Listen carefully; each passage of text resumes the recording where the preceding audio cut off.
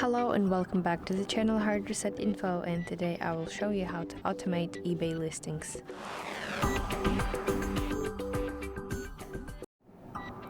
Firstly, open eBay application on your device and then enter selling section at the bottom side of your screen, and then open the listing summary.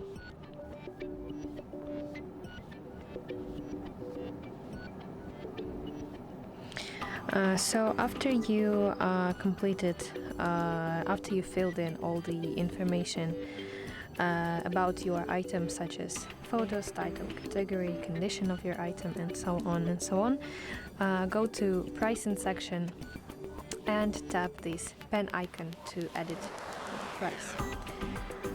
So eBay offers an auto relist option, so you need to expand more options, and now you need to find this section duration, so you can choose 3 days, 5 days, 7 or 10 days. This is the day when the listing will be automatically renewed.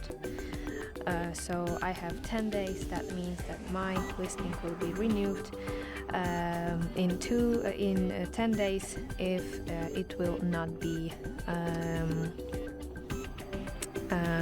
sold.